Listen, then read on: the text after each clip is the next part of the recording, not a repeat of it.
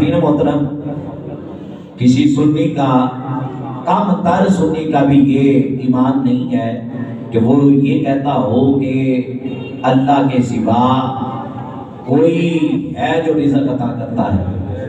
رازق رب کو ہی مانتا ہے، خالق رب کو ہی مانتا ہے، مالک اللہ کو مانتا ہے اور سجدے کے لائق صرف اسی کو مانتا ہے۔ آپ میں سے کسی کم عقل، جسے کہیں گے کم عقل، اس سے بھی پوچھا جائے کہ عبادت کس کی کرتا ہے تو وہ بھی یہی کہے گا بھئی عبادت صرف رب کی کرتا ہے۔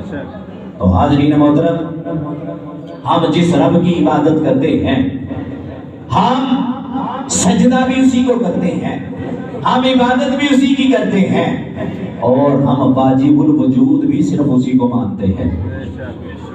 اور اگر کسی بات کو آگے چلاتا جاؤں، ہم اپنے رب کو اتنا مانتے ہیں کہ اگر حضرت آدم کو نبوت دی ہے تو وہ بھی ہمارے رب نے دی ہے۔ اللہ نے ہی ابو البشر، تمام بشروں کا باپ اگر کسی کو بنایا، حضرت آدم کو بنایا تو وہ رب بنانے والا ہے۔ حضرت حوا کو میرا اور آپ کا ساری دنیا کی امی بنانے والا وہ رب، حضرت حوا کو ہماری ماں بنایا تو اس رب نے بنایا ہے۔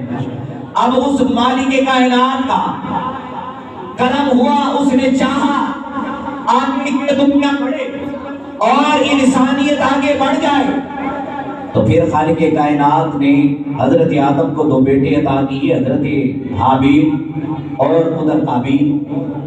تو حاضرین محترم، رب نے چاہا جیسی اس کی منشا تھی، پھر حضرت حابیل کو ایک بھائی کے ہاتھوں ہی قابیل نے قتل کر دیا۔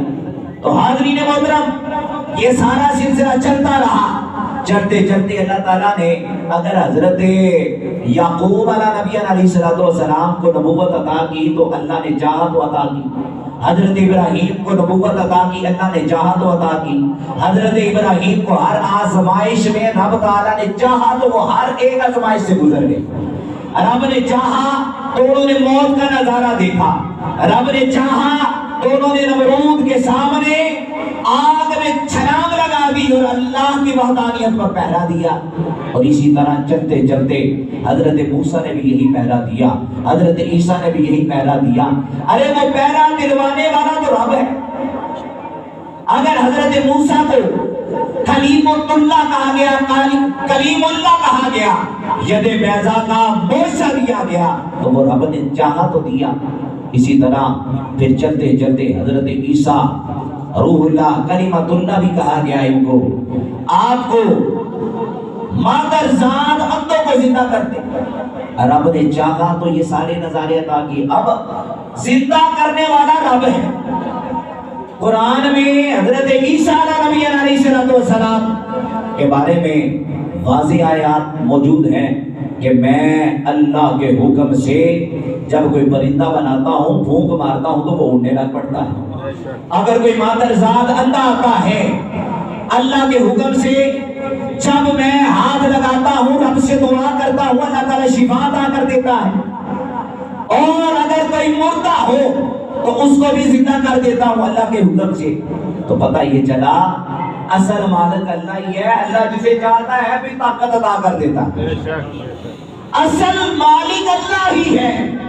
پھر اللہ نے میرے اور آپ کے نبی حضرت محمد مصطفیٰ صلی اللہ تعالیٰ علیہ وسلم کو اپنا آخری نبی بنا کر بھیجا، پھر آپ کے سر پر ختم نبوت کا تاج پہنا کر بھیجا، اور آپ کو جو ختم نبوت کا تاج عطا کیا یہ بھی رب نے عطا کیا۔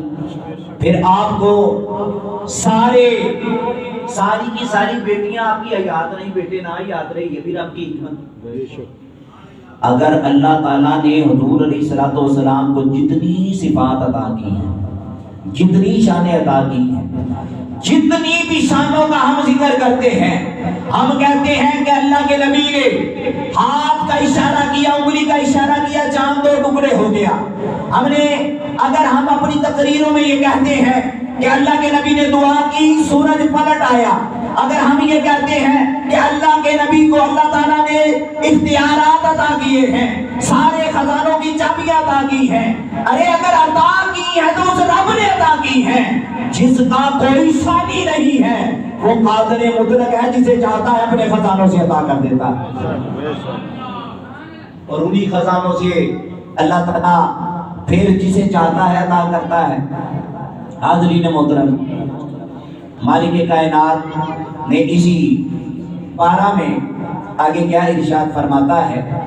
حاضرین محترم، آگے رب تعالیٰ کی ملکیت کے بارے میں کہ رب کتنا بڑا اور عظیم ہے. للہ ملک السماوات والارض یخلق ما یشاء یہب لمن یشاء اناثا ویہب لمن یشاء الذکور. رب تعالیٰ ارشاد فرماتا ہے آسمانوں اور زمین کی سلطنت اللہ ہی کے لیے ہے، وہ چاہے پیدا کرے، جسے چاہے بیٹیاں عطا فرما دے. یہ جو لوگ کہتے ہیں کہ بیٹیاں تیرے کو، اس کا تو بیٹا ہی کوئی نہیں، تیرا تو نسب ہی کوئی نہیں، کہتے ہیں نا لوگ. اب اللہ کہہ رہا ہے جسے چاہتا ہے اللہ بیٹیاں دیتا ہے. اور آگے کیا ارشاد فرمایا؟ اور جسے چاہے بیٹے دے دے، اور یا بیٹے اور بیٹیاں دونوں ملا کر دے دے. یہ رب کی حکمت ہے. اور جسے چاہے وہ 5 کر دے، یعنی کہ جسے چاہے وہ بیٹا نہ دے، بیٹی نہ دے، اولاد نہ دے. بے شک وہ علم والا بھی ہے اور قدرت والا بھی ہے. یہ میں آپ کو اپنے رب کی شان بتا رہا ہوں کہ رب جسے چاہتا ہے، تو پتا چلا رب جیسا چاہتا ہے، جس طرح چاہتا ہے وہی ہوتا ہے. اسی طرح میرے پیارے بھائیوں، رب جسے چاہتا ہے زندہ رکھتا ہے، جسے چاہتا ہے موت دے دیتا ہے. آج اگر محمد مبین صاحب کے والد محترم چلے گئے تو یاد رکھیے یہ کوئی دنیا کا، حالانکہ یہ کافی سال پہلے کسی نے مفتی اعظم سے سوال کیا تھا کہ جناب یہ ہمارا مقولہ آج بھی ہے، کئی لوگ خاص طور پہ عورتیں اس پر بہت زیادہ اس بات کی طرف ان کی بڑی توجہ ہوتی ہے. کس بات کی طرف؟ اے کسی نے جادو ٹونا کر چھڑے، اور اس جادو ٹونے میں پھر وہ یہ بات کرتے ہیں کہ جتنے عملیات کہتے ہیں فلانے بندے نے مار دیتا ہے، فلاں بندے نے اپنے عملیات کی زد میں لے کر کالے علم کے ذریعے سے مار دیا.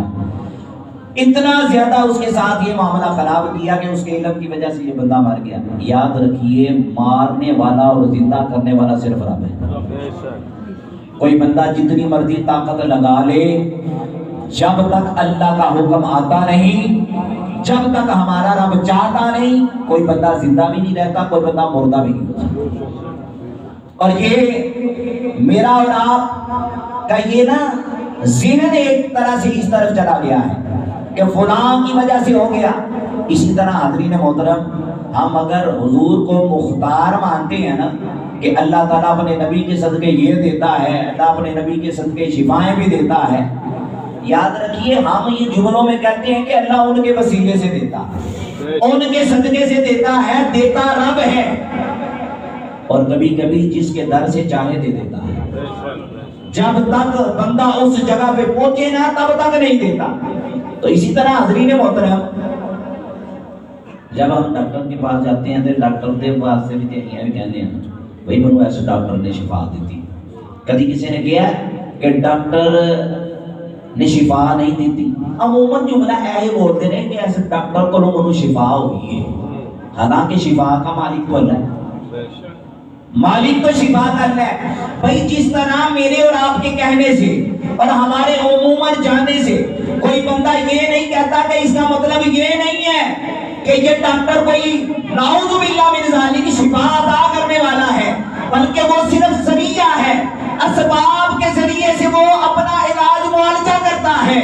ارے شفا رب دیتا ہے. اسی طرح ہم جب اللہ کے نبی کی بارگاہ میں کوئی عرضی پیش کرتے ہیں تو مطلب یہی ہوتا ہے مانگ ہم اپنے رب سے رہے ہیں، مصطفیٰ کے ذریعے سے عطا کر دیتا ہے.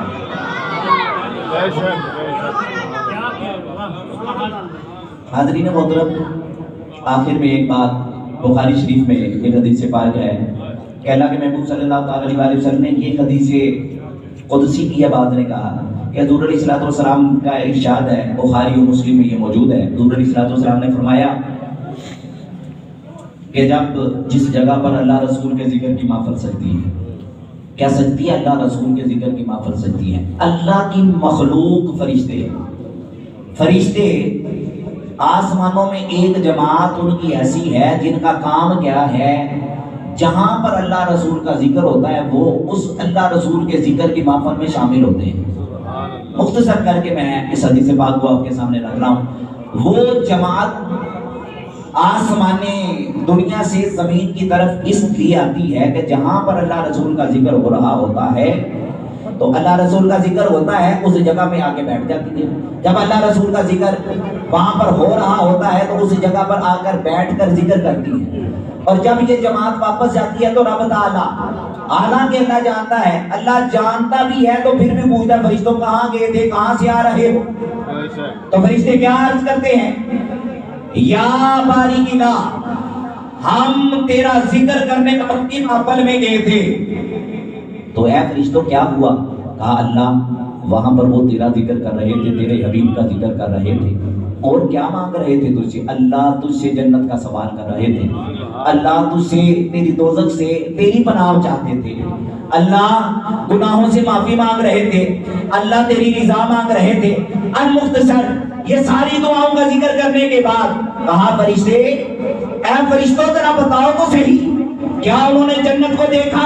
فرشتے کہتے ہیں نہیں۔ کیا جہنم کو دیکھا؟ کہتے ہیں نہیں۔ کیا مجھ کو دیکھا؟ کہا نہیں۔ کہا اتنا کچھ نہ دیکھنے کے باوجود وہ میرا ذکر بھی کر رہے ہیں، میری جنت بھی مانگ رہے ہیں، جہنم سے میری پناہ بھی مانگ رہے ہیں۔ گواہ رہنا رب نے اس ذکر کی محفل میں آنے والے ہر ایک کو معاف فرما دیا۔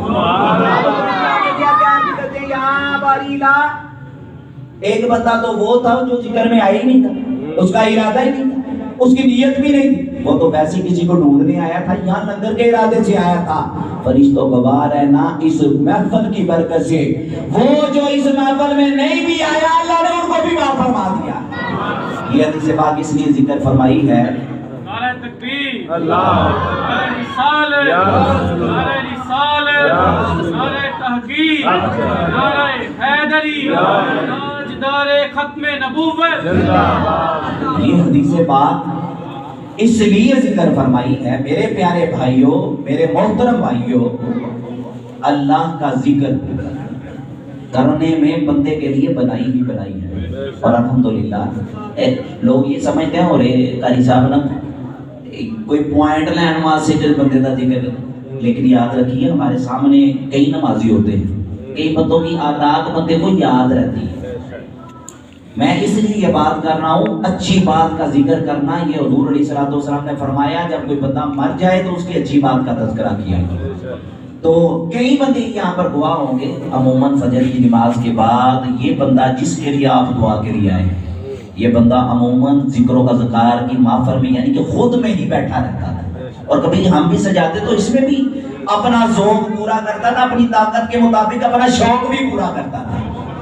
یہ شوق ہوتا ہے نا، اپنے دل کی حسرت پوری کرتا تھا، یعنی کہ جتنی مرضی علالت تھی اپنا وہ ذوق جو ذوق عبادت ہے وہ ذوق عبادت بھی کرتا تھا۔ اور میں نے اس بندے کو حرمین شریفین کی جدائی میں بلکتے ہوئے بھی سنا ہے، دیکھا بھی ہے، اور روتے ہوئے دیکھا بھی ہے کہ جب کبھی حرمین شریفین کی کوئی بات یا کوئی یاد آ جاتی تو کہتے کہ قاری صاحب زندگی ہے کوئی نہیں، اللہ دی قسمیں میں کچھ بھی نہیں، اے جملہ بھی انہوں نے آکھنا کرنا کہ اللہ جانتا ہے مینوں، اللہ نے اینا میرے تے کرم کیتا ہے کہ حرمین شریفین چ بار بار حاضری،